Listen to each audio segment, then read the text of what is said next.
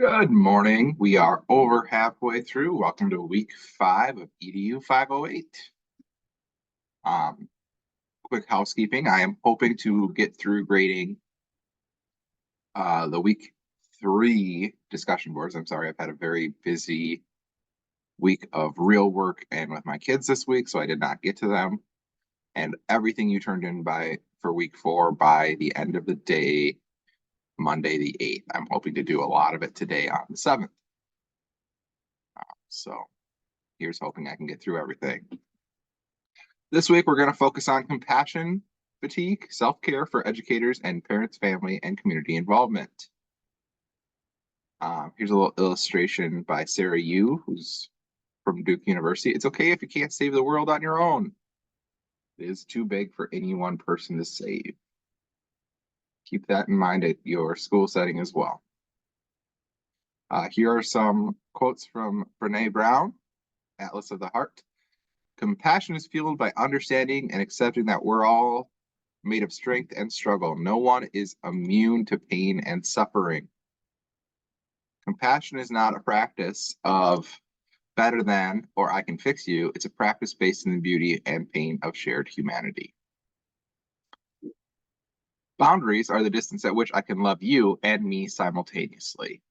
The second one is one that I share with my teachers in prison. We don't really use the word love, but boundaries are the distance at which I can care for you and me simultaneously. Boundaries are extremely important in my setting as we work with individuals who can be highly manipulative. There are 2 videos for you guys to go into these slides and watch this week. This one on empathy and this one on compassion fatigue. So I'm going to try to keep my remarks to a minimum so you can watch these 2 videos as well as some that are in discussion board prompts. So this week you have your discussion board prompts. You have responding to me and then 2 discussion boards, as well as your 2 responses to each of your peers in those 2 discussion boards.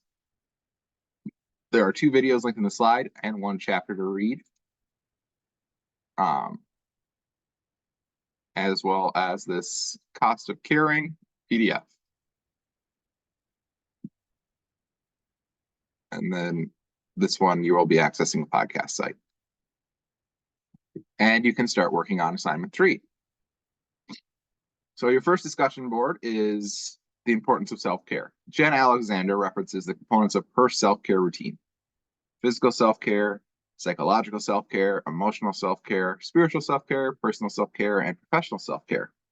Dr. Bruce Perry in The Cost of Caring, which is attached in the discussion board as well,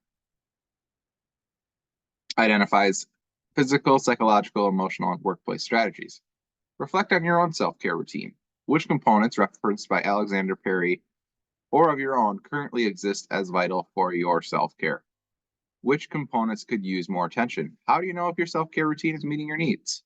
Utilize scholarly sources to support your responses. In-text citations and a reference are required, and please provide feedback to at least 2 colleagues. I will say that the component of my self-care routine that could use more attention, I'm going to call it psychological. And for me, that's alone time. And I can start noticing when I haven't had enough of that, because I start getting very irritated at people, all people, my family included, for the tiniest little things that wouldn't usually bother me at all. And that's how I know I need some time by myself. All right, so this is a podcast link for the Professional Youth Worker, which is powered by YIPA. It's a nonprofit association of youth serving organizations. Each episode highlights a youth worker from around the globe. The organization spotlights the personal story of the individuals who work with youth and the passion within. Access this podcast site, scroll through the plethora of podcast offerings, and select one topic that most inspires you or speaks to you or just interests you, and post your response as follows: the title of the podcast, and then in 1 to 2 paragraphs, please summarize the key learning points from the podcast and note how this information can be applied to leading in a trauma-informed school. Please give feedback of support with at least 2 colleagues. And reminder to use in-text citations. You should cite the podcast. Special note, if you're getting to this later in the week, please check and see if the one that you're picking has already been done. If it has, I would appreciate if you chose another one. But at the same time, it is the topic that speaks to you, so that's okay. All right, on to assignment number 3. This assignment can be in 2 formats. It can be a paper or an audio-visual presentation. However, the thing I want you to keep in mind for this one is you are making a visual model. That is one of the most important parts of it. Your purpose is to design a visual model representing a trauma-sensitive and resiliency-enhancing school, or if you're not in a school, your organization. The model visually demonstrates a plan of action to help students feel safe, connected, and self-regulate behavior and achieve academic success. So when I say visual model, what I want you guys to think of is a poster that you would hang in your setting for everybody to see and know this is what we're doing.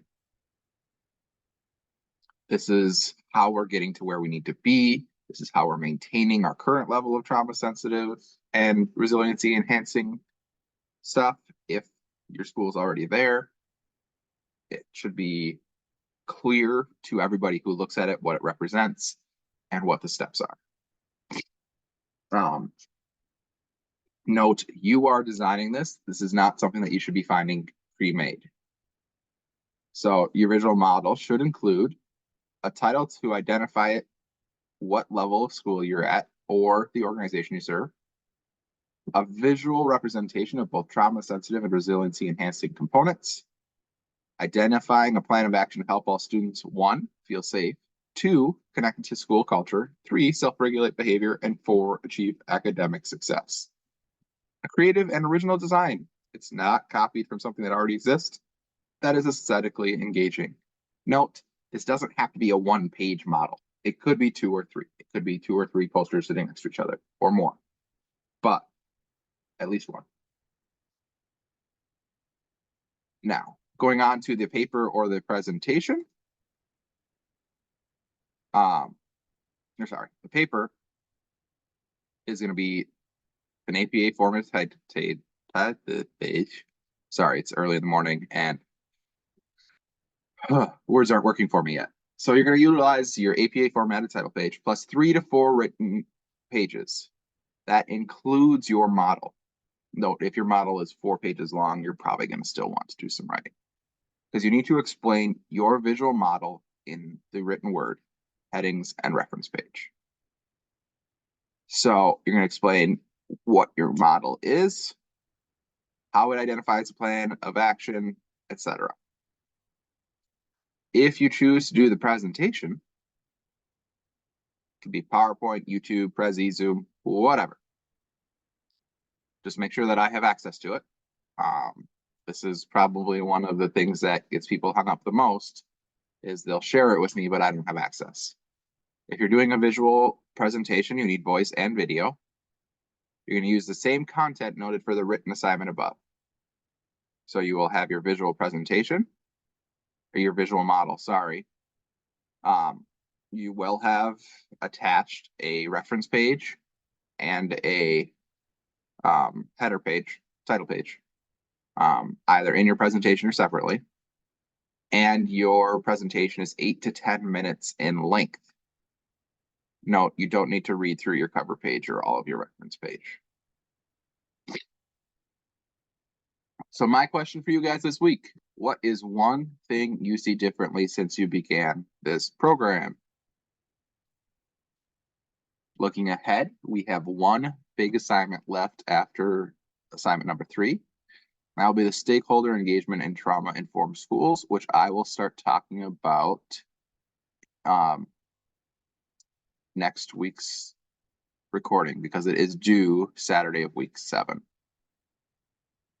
I'm going to double check that. I will add an announcement if this is wrong because I feel like it's due Monday of week 8.